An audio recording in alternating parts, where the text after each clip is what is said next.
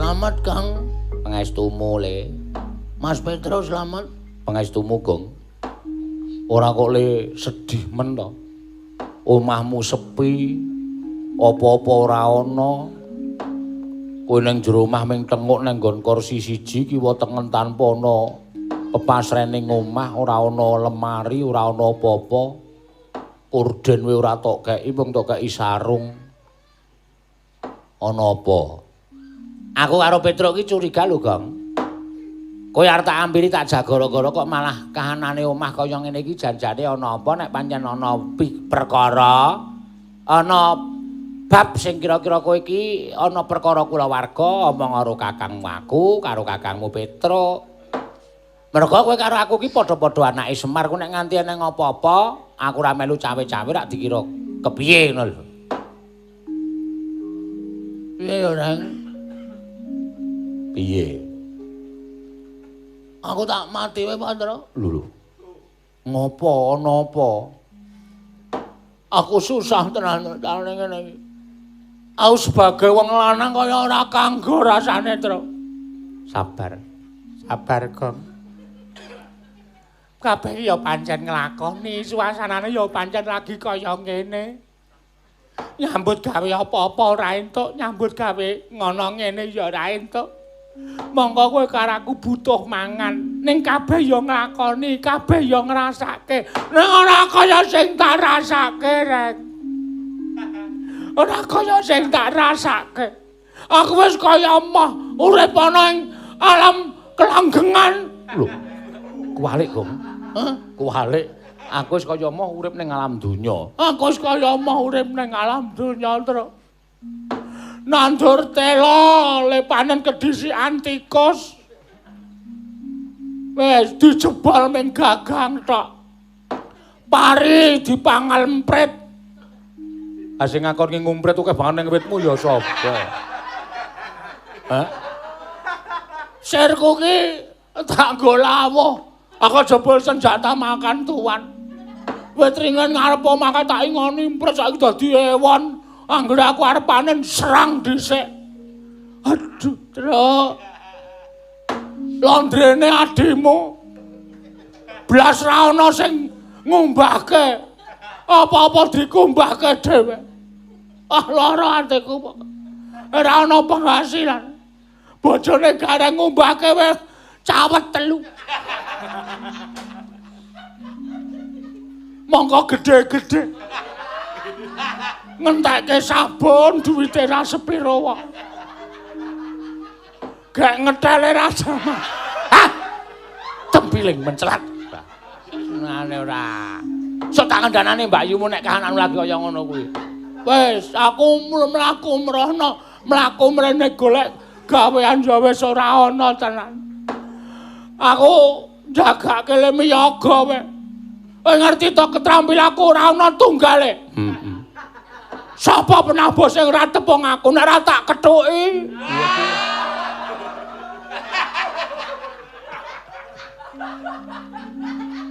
Ameng kethuke kok gleleke. Aja penting aku kacamata. Masalah kethuk ora maning baguse. Waduh. Ora ana sing ngimbangi.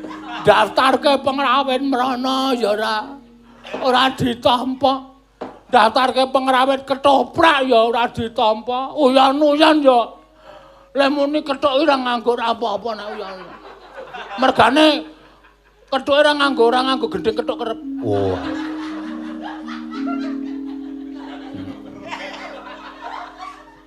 Lara tenan. Kowe ndelok kanan omahku iki ta. Heeh. Lemari wis tak dol. Ha iya. Meja kursi tak gadhekke. Ora buka sandang, lemari sandanganku nangis kowe, Tru. Nangis kowe. Mergo jarekku ya mung kari sing tememplek nang awak iki. Kathokku ya mung kari iki. Iki wae tanggo ning sawah, tanggo ning resepsi. Anggere isih gupak lendut takoni, "Lho Mas Bagong resepsi kok kathe gupak lendut?" Niki wau dawah.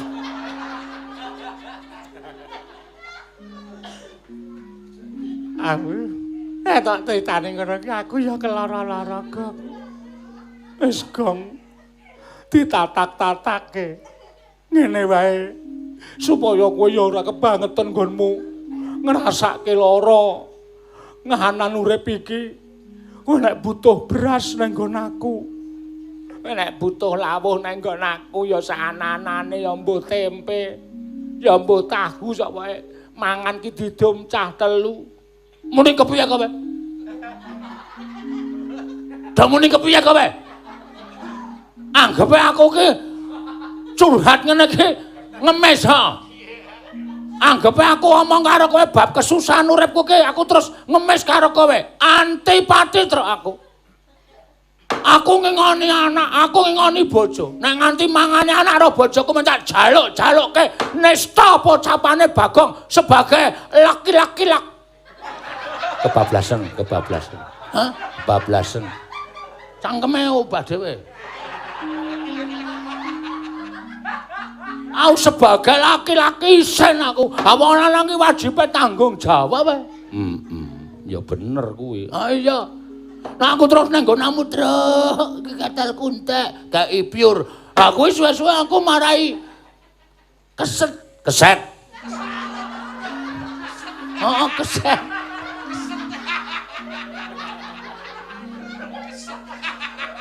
Ini kan padha wae. Lah iya. Marai keset aku. Aku dikira wegah nyambut gawe aku. Ora ya wis. Saiki sing baku tabah.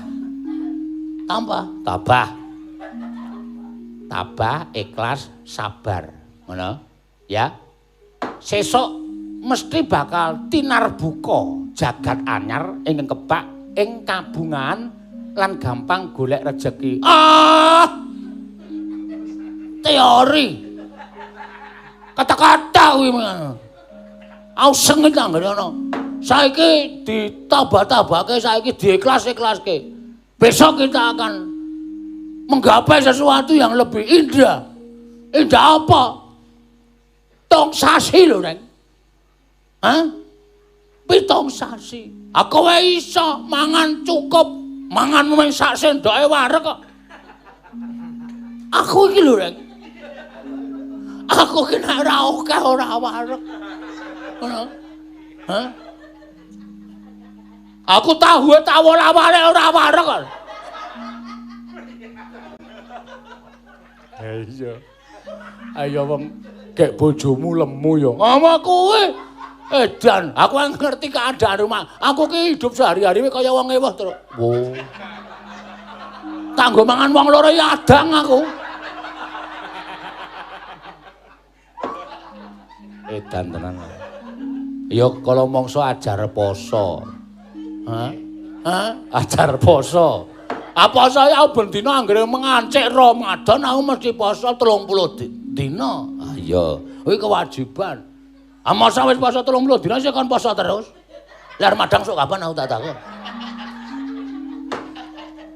Wah ya Bagong angel tenan kandhan-kandhan. Ya saiki sirmu piye? Karepmu piye? Ora iki aku tak takon kok adikku wedok kok ora ana nang jero. Ngapa? Men ora entuk metu. Lah kok iso ora entuk metu? Bojoku kuwi nek ki dina apa iki? Ki dina Minggu. Dina Minggu ki bojoku ki mbuh turunan siluman kok. Sebabe saben dina ki molak-malik. Oh to. Nek Minggu ngene iki tak pengen metu mergo wayune minta ampun. Wih. Ora tau ngerti ta kowe? Kowe nek ngerti dina Senin to? Heeh. Nek Senin ki kok kere. Oh.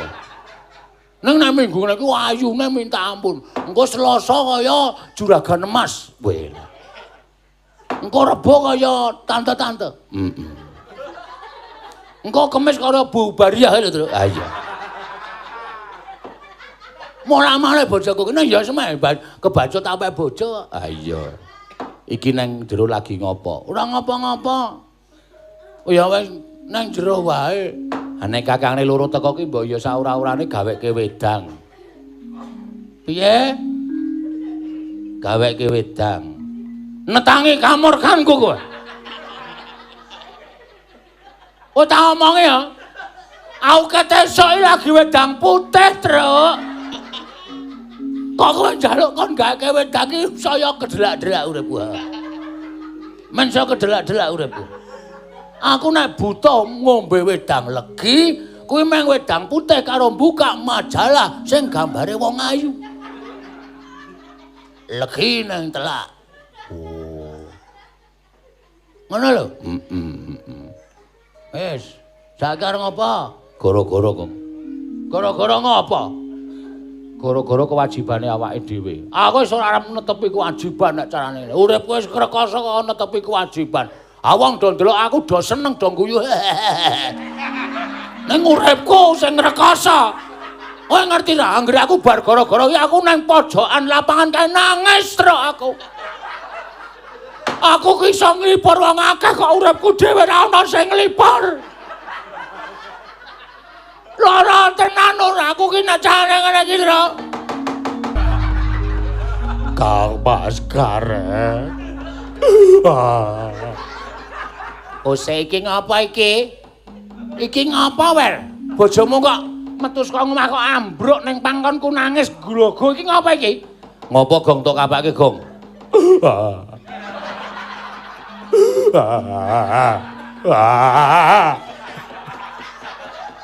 Piye? Kaya bidadari nyunggi tong ta?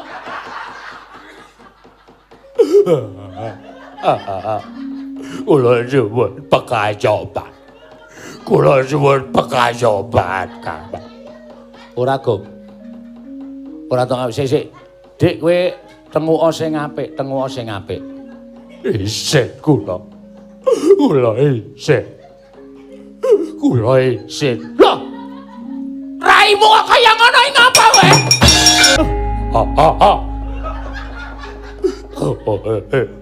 Ora kok sik. Kok mripatmu biru? Bathokmu menjata ngono apa?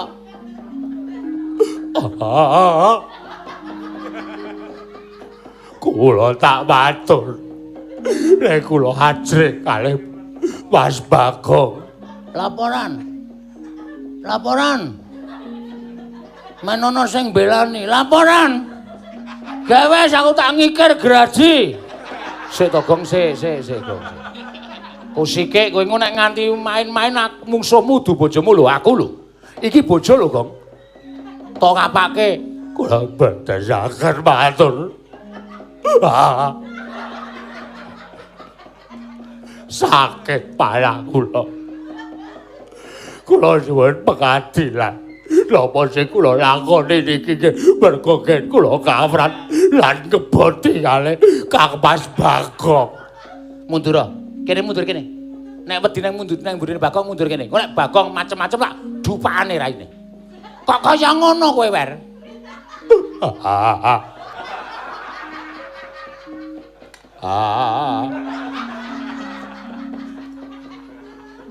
Ngapa terus kok guyu? Aku wong wedok nangis kok kaya ngono. Ora saiki tak takoni. Ngapa, Gong? Jujur wae tak polo. Lho. Kok iso ngono? Kok kowe tumindak kaya ngono nalare piye? Sing jeneng garwa iki sigarane nyawa. Bojo kuwi kanca urip tekan sok kapan wae. Ngono. Tur bojomu ya wis ngladeni karo kowe. Apa sing dadi penjalukmu nek iso-iso bojo ki aja nganti gawe kuciwaning wong lanang. Ha kok bojomu salah sithik kok tok jotosi kowe nek tak laporke karo pemerintah, kowe kena hukuman lho. Kuwi jenenge KDRT. KUD to. KDRT. KUD dengkulmu melacak. Kuwi jenenge KDRT, kekerasan dalam rumah tangga. Ora entuk. Kowe nyuwara elek kowe nek bojomu ora trima, dilaporke karo polisi kowe iki kena. Men, tak jarang nek pancen aku arep tak hukumke hukumno. Ora apa-apa aku ora masalah. Malah plemu aku nang Pakundaran. Ora nyambut gawe ra ketang madange ming sego kobes. Nang sing penting ora mangan. Ayo, kowe arep ngewangi bojoku. Polisekno ora apa-apa. Sik, janjane ana masalah apa? Tru, tak omong karo kowe. Kowe seneng nek ana bojo wong wedok kok wani mbedhok pitik? Hah? Mongko konangan sing duwe terus sing duwe nglaporke nang ngarep aku karo nggawa bojoku. Niki Mas Bagong, semah sampeyan njukuk pitik teng kandhang kula. Wis tanpa taliwara langsung tak taekwondo. Kena nggon mripat biru langsung. Tak kancing nang kamar, ora entuk metu sesasi tak kunjara nang omah. Lah nek kaya ngono kuwi pakartimu elek, Dik. Le nangis meneng sik. Saya tak takon. Apa sing domongke Bagong ki bener? Lah Haji sae itu. Nek kula keten iki nggih awrat-awratipun kula niku bingung. Bingung mergane bingung merganipun kula dunek-unekke kali Mas Bagong. Wong wedok kon nukokke rokok ora iso. Wong wedok ora iso ngliwet gedhi sing lanang ora iso cabut gawe kudune sing wedok ki. Piye carane ngulir budi, piye carane iso mikir, iso ngliwet, iso gaweke wedang, iso nukokke rokok, tangi turu glegah ora ana sego, ora ana wedang, ora ana rokok. Wong wedok model piye kowe? Kowe nek kene tak muktekke nek jebul kowe ora iso muktekke wong lanang. Sakit mana kula. Dumateng kula recangi bedhog ayam nika. Kula kepengin saged numbaske rokok kalih ndamelke usukan Mas Bagong, Kang Mas. Nek ngono kuwi apa wis pas? Nek ngono kuwi apa wis pantes kowe dadi wong lanang? Sing kudune iso nyukupi rumah tangga kuwi kowe nduwer puk solo puk. Kowe ora duwe hak nembung karo bojomu, tukokke rokok, liwetke gaweke wedang. Monggo kowe ora nyambut gawe. Monggo kudune wong lanang ki ngayani karo sing wedok. Ngono. Ora sak penakmu dhewe. Kowe aja menang-menangan dhewe. Nek kowe nganti nyempalani bojomu, kowe ngajar bojomu kaya ngono, mergo dasar perkarane kaya ngene, ora sudi aku ngaku adi karo kowe. Aku ora sudi duwe adi sawijining wong lanang sing kurang tanggung jawab kaya ngono kuwi.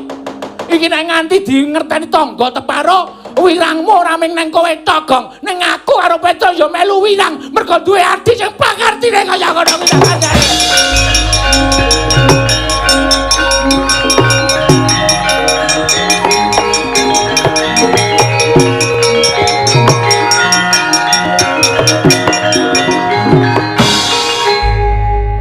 Apa ngerangkul barang? Dek. Pakai baktojo meleh. Ora kene kowe mene yo. Mene yo bojomu wis nangis ki lho. Ngene nganti kowe dikampleng tak kamplenge. Rono.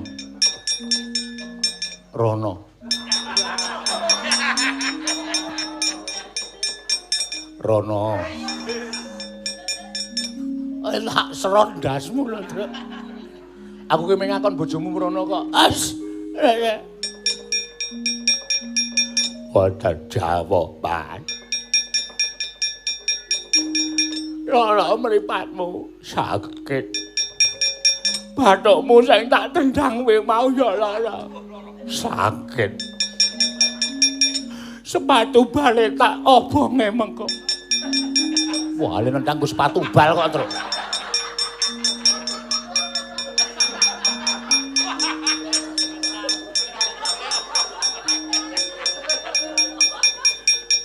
Isih mumet sirahe tase. Oh alah ya aku jaluk ngapura ya.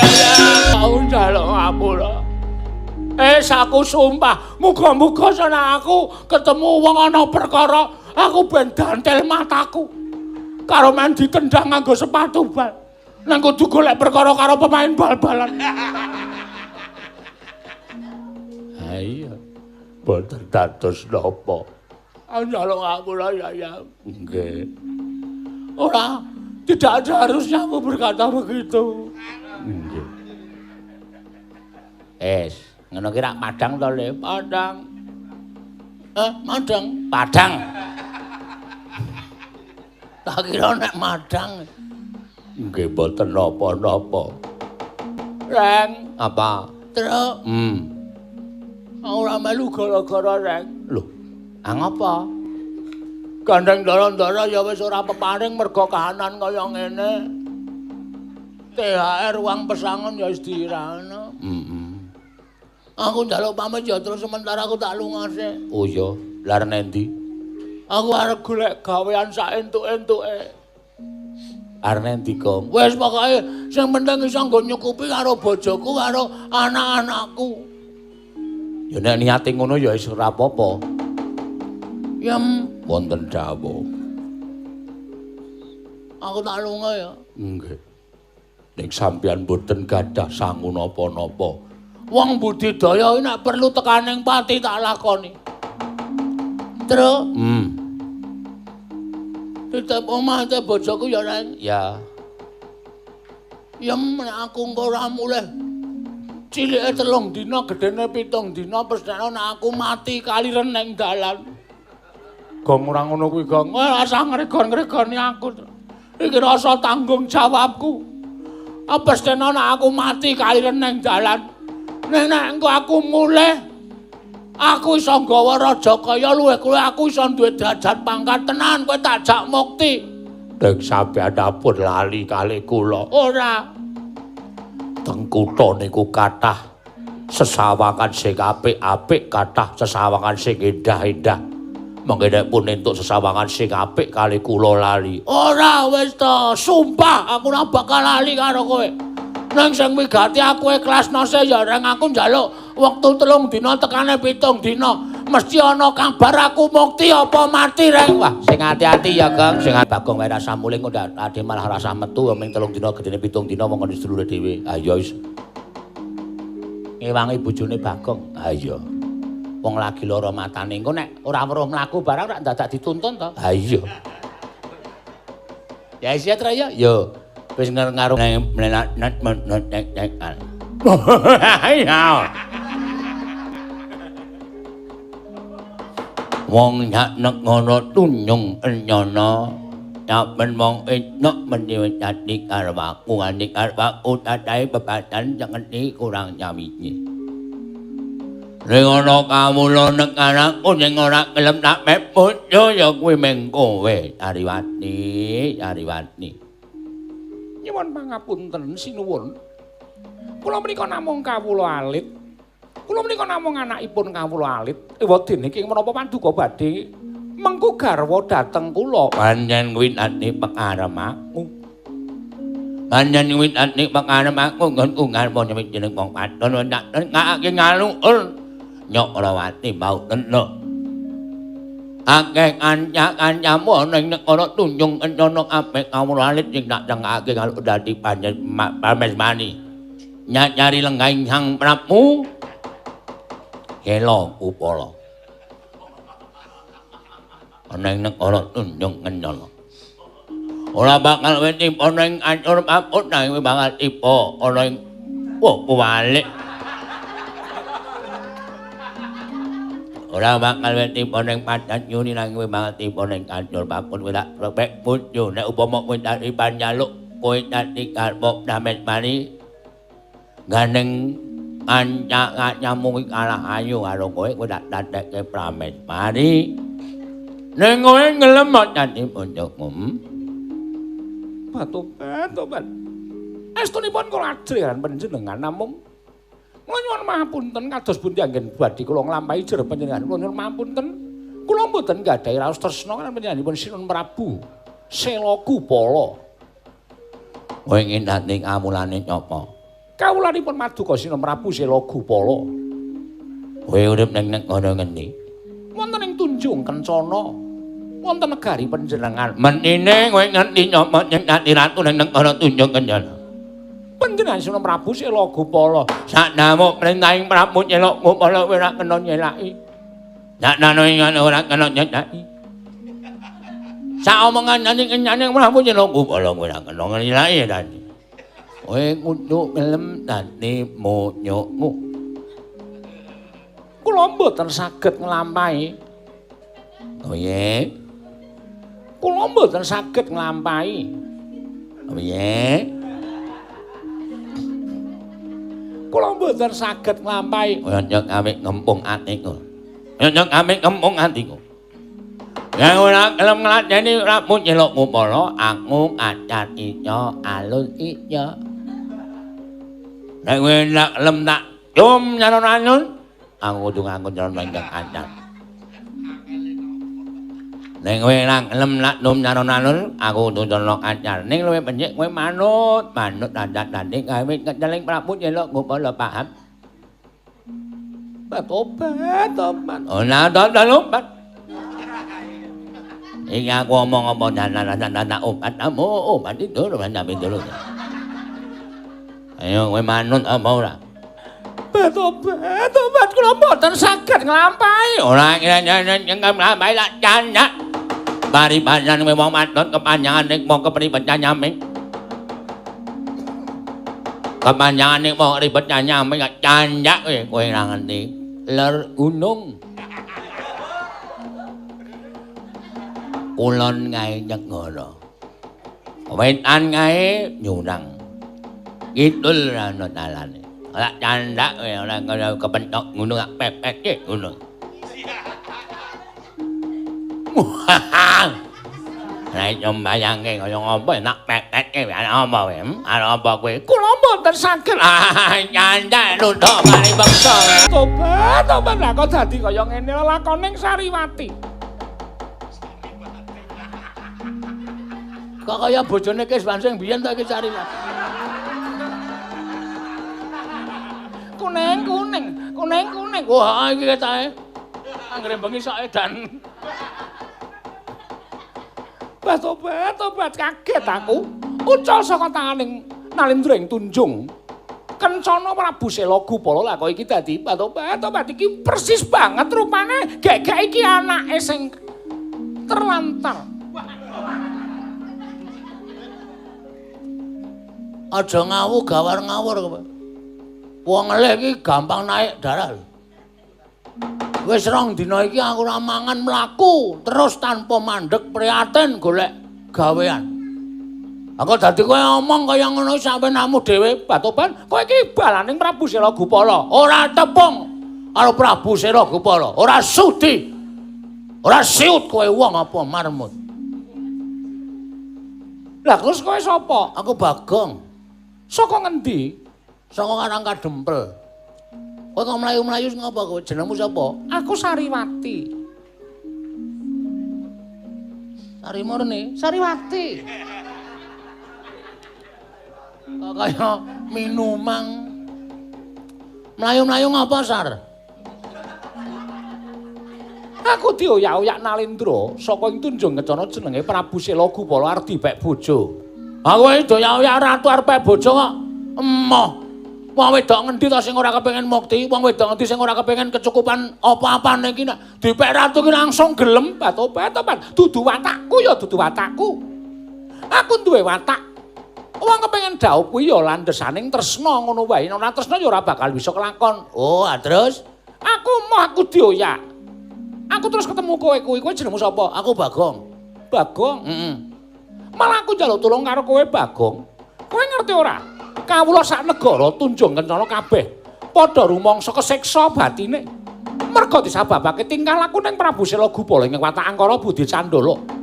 Yen kowe iso mateni Prabu Sela Gupala Batobat apa ya bisa kowe dadi gumanti keprabaning Prabu Sela Gupala?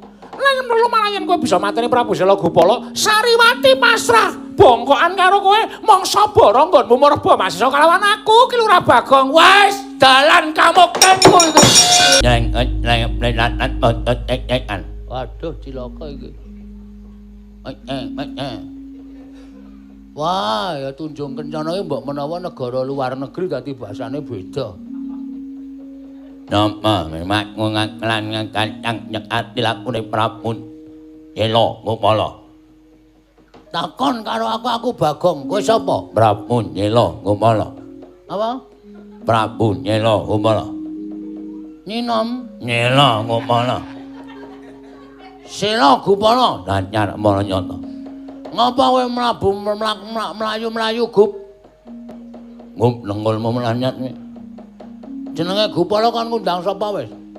Ngoyak karo calon bojoku. Weh, napa calon bojomu? Dewi Sariwati. Nanenon. Nyuk kuwi. nyani mati nyalon karep aku. Aku wis ditritani karo Sariwati. Nek kowe Ratu Angkara budine nista. Kowe ngendhak karo wong wadon, kowe ngremehke derajate wong wadon. Pendak-pendak wong wedok ning negaramu yen ayu tok pek bojo. Nganti bojomu ora iso diitung pira cacahe. Klebu Sariwati iki mau ya arep tok pek bojo. Mula Sariwati terus wadul karo aku. Aku ora ngetrima nek ana ratu watake kaya ngono. Mulana. Malah dolanan sepur. Pun nengonmu meladan. Menceleng pelit lanat montot nanti papalangi Prabu Celok Kupala. Yen iya arep apa? Oh, wani anakku. Sing tau wedene apa? Ora minggal ora kletak dening aku. Lah rumang ngethak piye? Cangkemmu ketutupan terong semono gedene kok. Iki irung. Iki lunak. Iki nyot nungahke iso tintunke. Panjen ponyine nek dong ora diamak-amake ya ngene iki. Gentayang medun ngono ya. Iya. Sok kaya andeng-andeng ah. Men ketok piye ngono. Ngono dong kula letak dening aku mati. Ocal.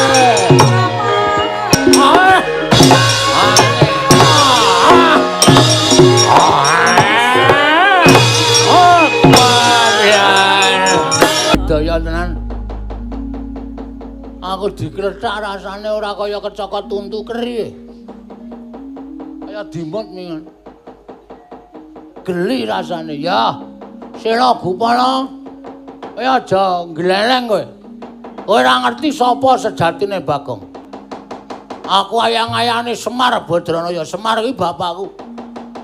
Kekuatanku sejatine padha karo Semar. Ya meng aku ora iso ngetokke kekuatanku. Ora ngerti rapale, ora ngerti aji-ajine. Ning jane aku nek wis gelem matek aji, epek-epekku tak gathukke tak gonggrayang awakmu. Ora sena mergo layu aja dundang Bagong tak.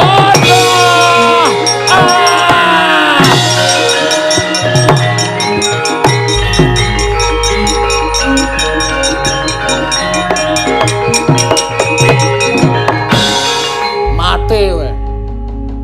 Gletak tanpa nyawa. Genah negara Tunjung Kencana komplang ra ana ratune. Ya sandangamu tak nggone. Gela Gupala. Pun Sariwati dijenengan tuku Kelurah Bagong sampun saged nyedani dhateng pun Prabu Sela Gupala. Pancen kepara nyata. Lan wektu dina iki aku ing lenggah dampar negara ing Tunjung Kencana jejuluk Prabu Sela Gupala. Inggih. Nah, kejaba saka kuwi aku nagih janjimu Sariwati. Piye?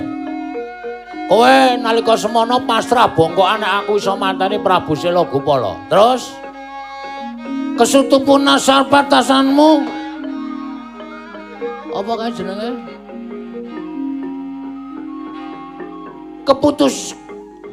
Keputusanmu piye?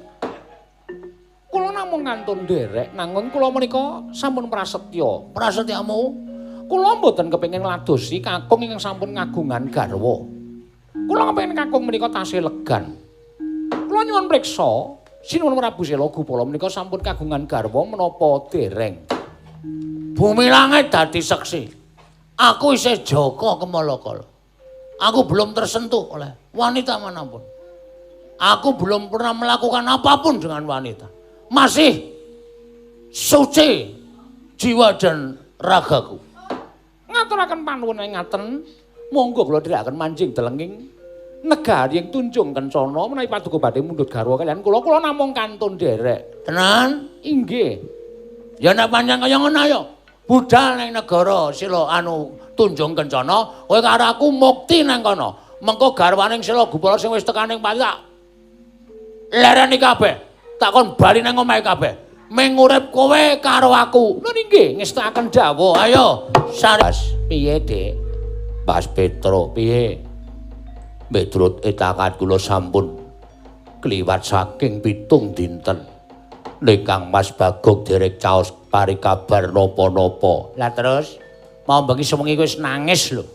Kangen kula kali Mas Bagong. Kula ajri nek pas Bagong supe kalih kula, supe kalih sampeyan, supe kalih Kapas Petro. Lah terus napa mboten langkung prayoga dipun padosi. Apike pancen ngono, Truk. Ya wis, yo tak tutke goleki wae engko mbok menawa Bagong lali karo Purwodasina. Monggo kula dherekaken. Pun Kakang ingkang wis bakal bisa dhaup astelmiyat karo kowe Sariwati. Inggih, Pangeran. Semanten ugi nadyan pasuryanipun panjenengan menika kados mangkaten nanging kula ugi tresna lan panjenengan. Aduh, nyawa-nyawa jimat kula. Aku pengen gandrung kowe Sariwati. Kula semanggaken badhe nyekar menapa gandrung menapa. Ayo, kanca. Lho, wong gandrung ngatresnan kok gugur gunung. Wis aku meng kuwi. Sanesipun menapa ya? Dadi ati menapa tos? Ora dadi iwak enak. Mane dadi ati, dadi gule apa dadi tungseng temonjo. Men dadi ati engko ngopo? Sae-sae le nembang. Inggih ngestaken dawuh. Gegarane wong akrami rungono Patobat suarane kasar ning apik. Heeh. Aku duwe geng jenenge Sariel. Menapa menika? Kasar tur ngeyel. Tutup. Aku tak cekel guluku ngene iki le merinding tekan kempel. Lusut, luput. Karang bahasane iki dhewe-dhewe ya. Ana lho sing sinden muni lusut pisan. Luput pisan, kena pisan. Yen gampang luwe gampang.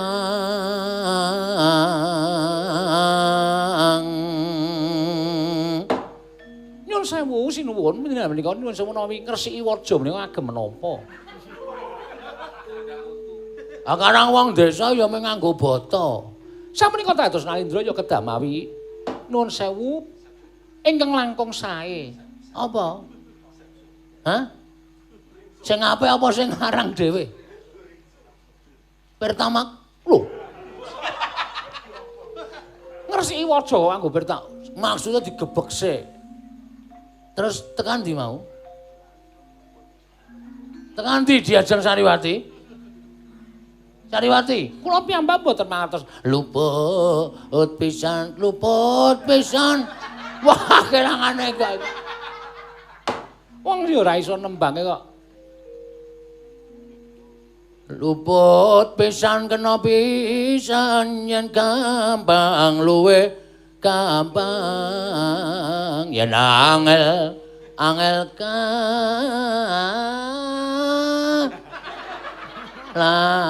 langkung tan kena tinumbas arta.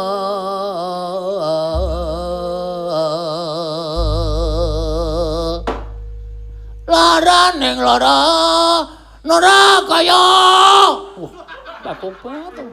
wong kang landang uyung mangan ratoyan rajena dolan nang weteng lara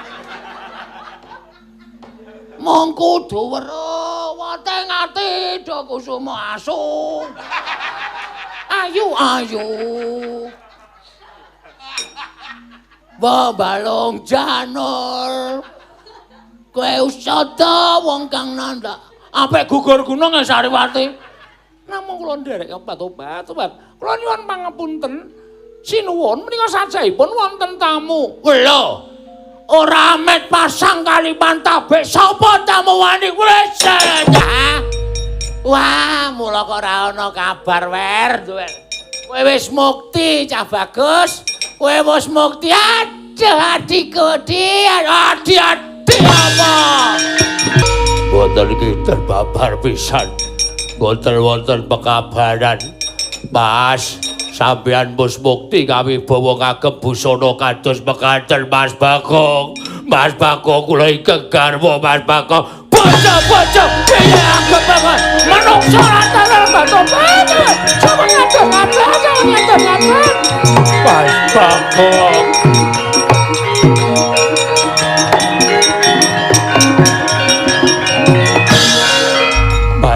Bagong. Mas Bagong sampean kok lali karo sumpah sampean. Kowe kencingan apa, Wer? Aku kakangmu Gareng. Aku kakangmu Petruk Lugong sing kok nunggu bojomu kowe golek gawean.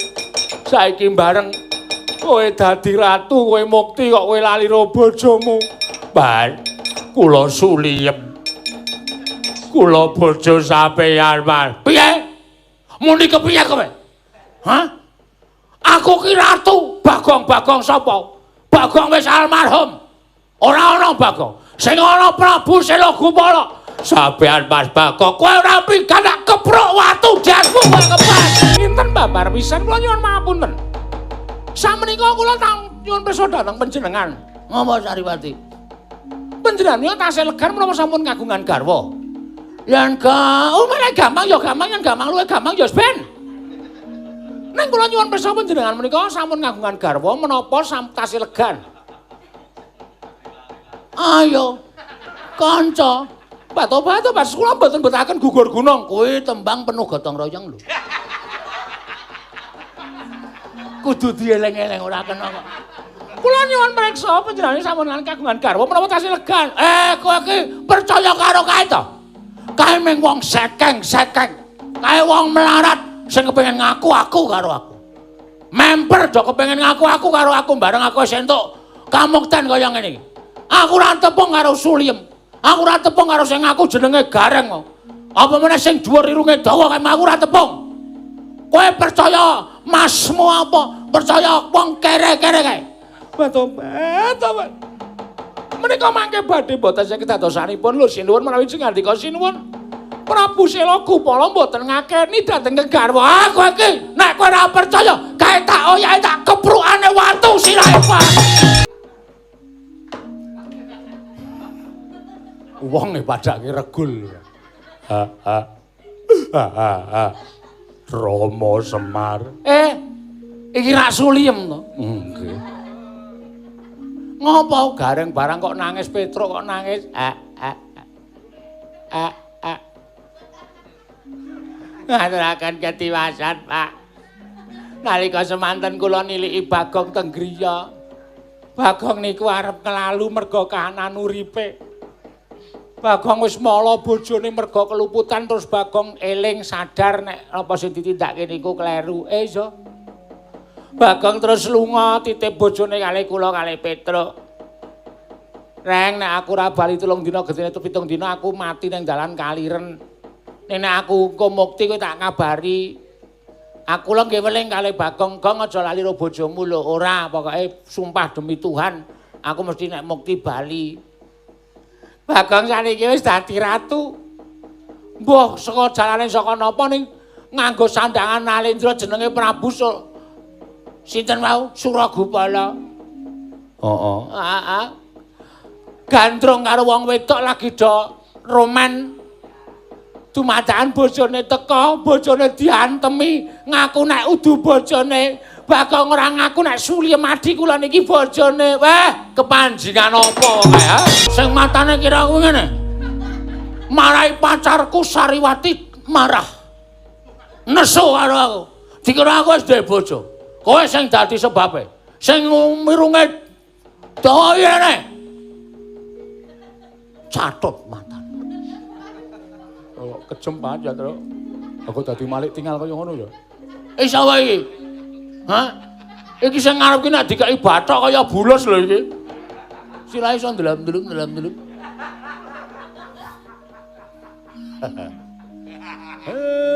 Kowe kok dadi kaya ngono iki ngopo to, Dole? Apa mergo nggonmu saka prihatin sing banget tumuli kowe entuk kanugrahan dadi wong mukti, dadi wong cukup, wekasan iso malikke. Pamikirmu kowe dadi wong sing uraan, dadi wong sing angkara murka. Aja ngono ya, Bagong. Bagong sapa? Ngawur. Suragupala. Lairku siji Sura. Nang isor Gupala. Mula jenengku Suragupala. Lah ku lair nang ngarep SMKI.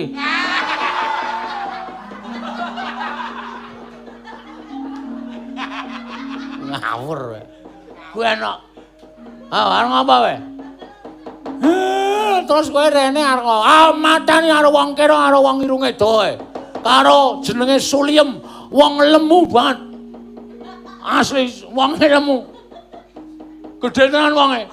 Saya saiki meteng. Wah. Gemblem. Nek cara kendang ya kendang bem. Hai. Tung gemblem.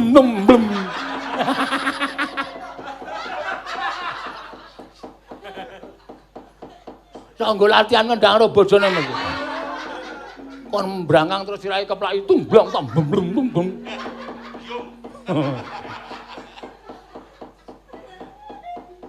Wis kowe ora sembrono. Kowe iki anakku. Anakmu piye? Padake aku ki Prabu.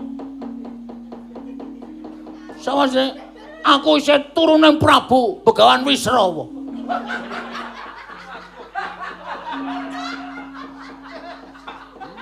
Aku isih eyang buyutku ki Prabu Sumali. Mali kemali ngono. Pak, mbok tambahnono, Pak. Kowe ketoke wong edan ning jahat banget iki. Sing ngomong nek Prabu Suragupala ki trahe Begawan Wisrawa ki sapa? Nek ngono kowe Sule Dasamuka. Ha kae eyang. Lho. Sapa-sapa kok eyang?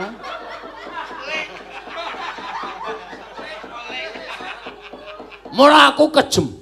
Mula aku wengis. Wengis lahir batinku. Mergo aku pancen turuning Prabu Suman. Aku isih nasanake Prabu Kunjara Karna. Wah, serem kabeh. Aku klebu bakal dipek mantu Prabu Niwata Kawaca. Pajak. Seswane Rama Bargawa. Ayo, areng apa kowe? Aku nek digdaya ya digdaya. Aku kekasih ing Sang Hyang Bathara Wenang. Kelangenane Sang Asih Prana. Ya Sang Asih Prana ya asih bakule lotek. Saedian ora. Hah, arep apa kowe? Ngapa Mir? Kok Mir? Ayo kowe, kafokmu kapan kowe? Tepung ta? Ora iso. Aku nggon aku ki nek kata-kata terakhir ki mesti tambahi Mir. Arep nanti Mir ngono kuwi. Kuwi kata-kata terakhir nek cara Bantur iya J ngono kuwi. Lah J-ne iku nek cara nggon aku Mir. Ayo jajan Mir. Ngono kuwi meng kata-kata dialog adat budaya. Pancaya terus yo.